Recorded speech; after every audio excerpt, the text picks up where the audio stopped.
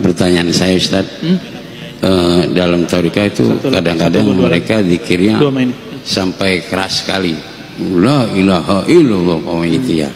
Itu kan kadang-kadang kalau yang dekat rumahnya itu kan merasa terganggu karena keras suaranya. Sedangkan di dalam Al-Quran itu Allah berfirman, ud'u rabbakum tadarru'an wa khufyah.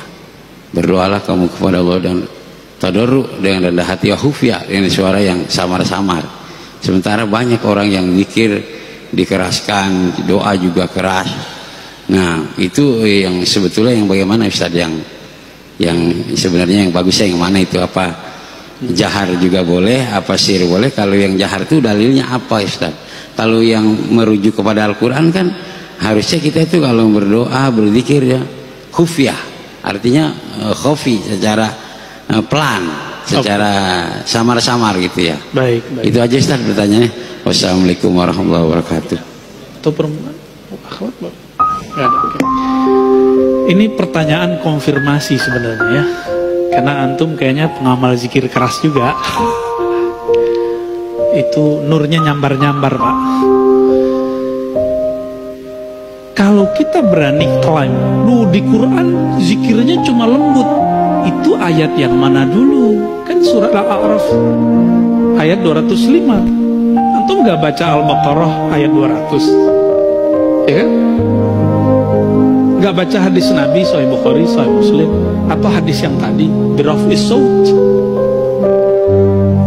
Siapa yang paling mengerti isi Quran? Ahlul Quran. Siapa yang menulis tentang adab ilmu Quran? Imam Nawawi Tibyan.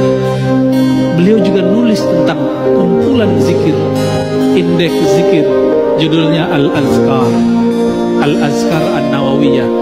Baca pengantarnya, dan itu sudah diterjemahkan kalau belum bisa bahasa Arab.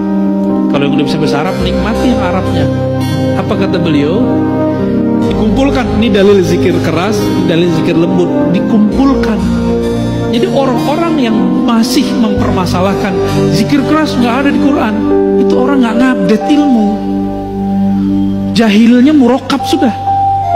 Itu ditulis sudah abad ke-7 Hijriah, tahun 600-an Hijriah, Imam Nawawi udah nulis. Masa ente belum update juga sih?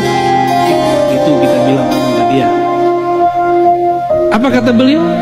Zikir jahar, zikir sir, dua-duanya tidak boleh dipertentangkan, karena dua-duanya sabit di Quran, dua-duanya ada di Quran. Terus gimana? Nabi itu kadang mengajarkan keras, kadang mengajarkan lembut. Itu aja. Hanya ulama ahli fikih, ahli zikirlah yang mengerti kapan keras, kapan lembut. Jadi fas'alu ahla dzikri, tanya ke pakar zikir, kapan kita keras, kapan kita lembut. Salah satu murid dari Abah Anom datang kepada saya, Ustadz, saya kalau zikir la ilaha illallah ba'da sholat harus 165, harus kenceng. Saya tanya balik, bukannya antum dulu diajarin beliau pangersa Abah zikir keras, terus ada zikir lembut. Kalau lagi ngantor, kalau lagi di tempat kerja, kalau lagi safar, gak usah zikir yang keras, pakai zikir yang lembut. Maksud beliau begitu, jangan saklek. Kalau nggak sesuai kondisinya zikir keras, ya zikir lembut aja. Sebenarnya zikir keras, zikir lembut itu bukan masalah afdol, tapi kondisi. Di saat kolbu kita sedang bermasalah, maka zikir jahar paling afdal. Di saat zikir kolbu kita sudah tenang, jiwa kita sudah teratur, zikir lembut itu lebih afdal. Maka muncullah satu kalam dalam riwayat Al-Baihaqi, khairu dzikri ma khafi, sebaik-baik zikir itu yang lembut lirih. Baru nyambung sama surah Al-A'raf, wazkur rabbaka fi nafsik, sebut nama Allah di dalam dirimu, dalam lembaga jiwamu, dengan kerendahan hati, dengan tidak menjaharkan dengan lisan. Baru masuk. Jadi ayat ini jangan dipertentangkan dengan ayat yang lain, ya. Ini yang lucu, teman saya praktisi ruqyah membid'ahkan zikir keras, tapi kalau dia meruqyah dia bentak-bentak orang pakai takbir, bentak-bentak orang pakai ayat. Padahal Nabi nggak pernah bentak-bentak orang pakai takbir, nggak pernah. Malah Nabi yang dibentak orang. Siapa yang melindungimu dari pedangku? Jawab Nabi, Allah. Langsung jatuh dia. Jadi Nabi kalau baca Allah jadi pedang, Pak. Sakti. Kalau kita baca la ilaha illallah, takbir, udah berbuih, udah habis suara, gak menang-menang juga, ya. Kalah lagi. Berarti kita baru baca di lisan. Tentara Al-Mahdi di akhir zaman itu menaklukkan Rum cukup dengan takbir. Berarti takbir dia takbir yang mana tuh? Bukan takbir yang berisik, tapi takbir yang menggetarkan langit dan bumi, yang bersumber dari kolbu, terjun, tembus ke dalam kolbu.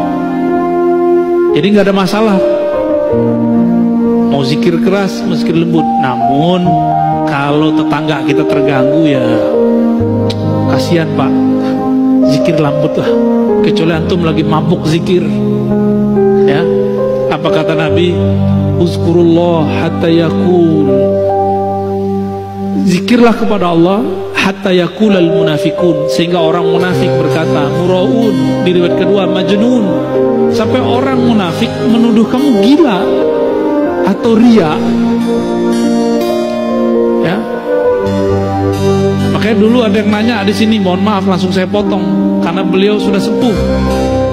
Itu zikir, itu hitungan, kenapa itu? Langsung saya mohon maaf, saya potong langsung, kasihan. Masih ada beliau, masih ada.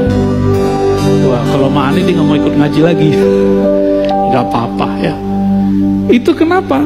Masa seumur begitu masih suuzon sama orang zikir, tapi jadi munafik kata Nabi. Bahaya. Maka semoga semenjak saat itu dia tidak suuzon lagi sama orang yang berzikir. Kira-kira begitu. Wallahu a'lam bishawab.